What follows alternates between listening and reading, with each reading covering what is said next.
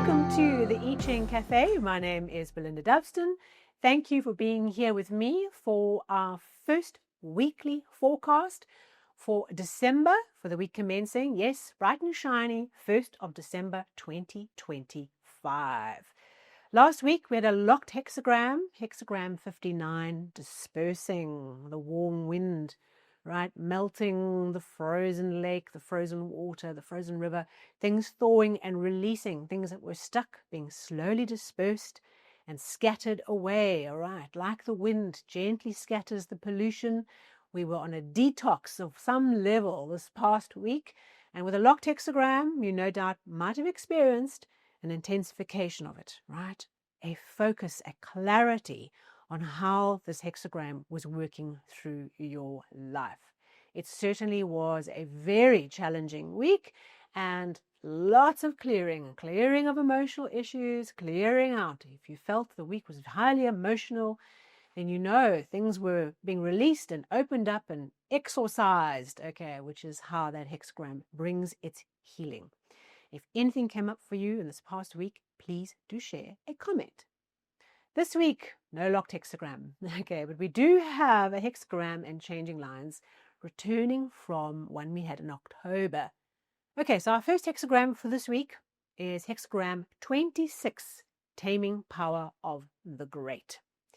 This hexagram, if you're to think about its energy, it often refers to in the changing lines of this kind of wild boar energy, this raw power that's sitting within us in that bottom trigram, right? And we have mountain at the top, which is a sinking, resisting energy, all right? So our power that wants to swell up, all right? The wild boar that wants to run amok, all right, is being held in check by the mountain, all right? And what this hexagram brings to us is this idea of the energy welling up, our internal energy, facing resistance, facing our own disciplined resistance, taking responsibility for focusing our energy, not being wild boars, but being hyper-focused Kung Fu masters. Okay, so it's now that October overview coming back to your mind.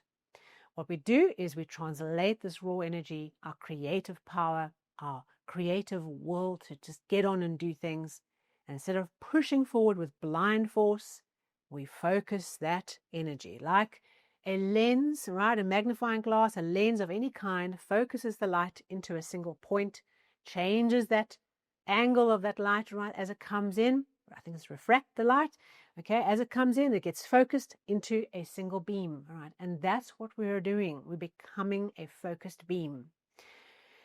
And part of that is that idea of that Kung Fu energy, of the Qi, of the Kung Fu master building up that Qi, tapping into this infinite amount of energy and being able to harness it and focus it and then pow, breaking the bricks. Okay, that is the idea that we want to bring. It's like sucking up all that energy and focusing the breath. I think I even spoke about that idea of using the breath, okay, the power of the breath to build up that energy and direct the energy. Okay, so we are working this week around resisting the urge to be wild, okay, and just spraying our energy all over the place, right? Being wild with our creative power and accepting that our power comes from being hyper-focused. This means in the week, choosing things that are really important, right? Things that your energy is really being called for and not trying to be everything to everybody or have your energy involved in too many things. Is like make that priority razor's edge list. What are the top 5 things that your week must uncover and do and complete?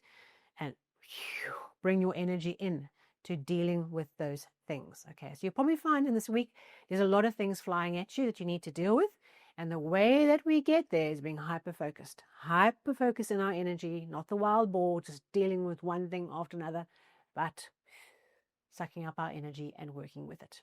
Okay, 3 changing lines, the 1st, 2nd, and 5th position. Lines 1 and line 2 were ones we had in October, the same changing lines, so they're going to sound familiar to you.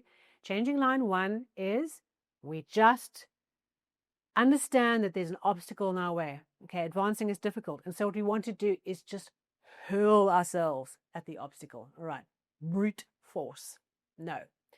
Advancing on this issue, all right, is not what we should be doing. We should be pulling our energy back, going into Kung Fu Master, okay, getting the Qi, and aggregating that energy and that focus until the time is right to push forward. So there's something here where we are desperate just to throw ourselves forward into this thing, and it's not the right time. We will be harmed by trying to do this. Is there something that you want to just push forward and just get done, irrespective of the consequences, right? Just get it done. Okay.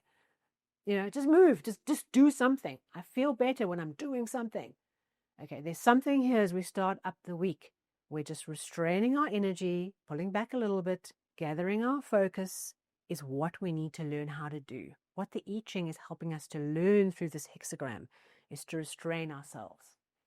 In line 2, here, it's a very different type of restraint. Here, the axle tree is removed from the cart, from the wagon. If you watched that last one and you've been here around a while, that when I talk about that changing line, I say, oh, stuff with my car or a vehicle in our team or something always comes up when this line comes up. And indeed, that's what happened last time this line came up. Well, guess what? Yesterday, i.e. Saturday before filming this episode, I had my car driven into. It was parked at home, and there was someone whose brakes failed on a hill, and he tried desperately to stop his car, was dragged by his car all the way down the hill, slammed into the side of my car, and the 2 side doors smashed up. Luckily, he was fine. He was dragged all the way, but was fine. Now, he doesn't have insurance, can't pay the excess, and I'm stuck with the situation. My car value's gone down, massive excess to pay, and all the suffering around the police reports and the insurance. You know how painful this is in life to deal with these things. But there it is. So that is my version. I'm telling you every time. I don't know if I've cursed myself by putting it out there that this changing line brings car issues, vehicle issues. So I hope I have taken that on for you on board, and now you don't have this problem to deal with. But what this changing line brings to us, it brings this idea of the vehicle that we were using to move forward has come to a stop. Okay. And it's a stop that's unfixable. All right. We have to accept the stoppage. Okay.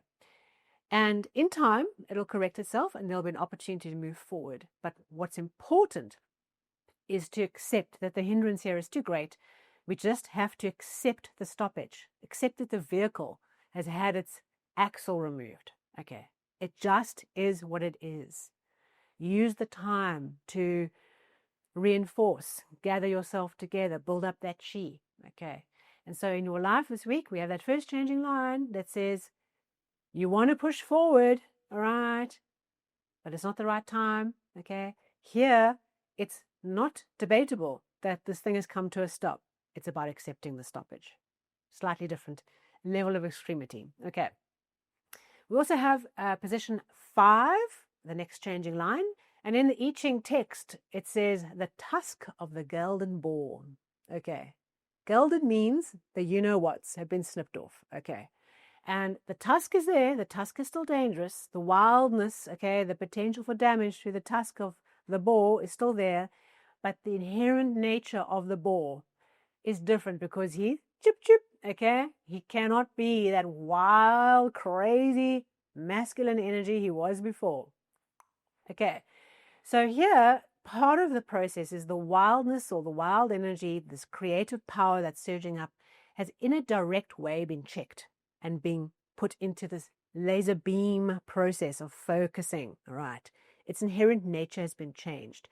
And that's what we want to pay attention to, where we can find indirect ways of transforming the wildness into focus, okay? Whether that's, having the checklists or having the meetings or whatever the processes are that we can put into our week, where through indirect ways we can bring about the focus and the harnessing of our personal power. But there's something here around the essential nature, the potential for the wildness can be and has been fundamentally altered. And that's what protects us from the damage of the tusk. Okay.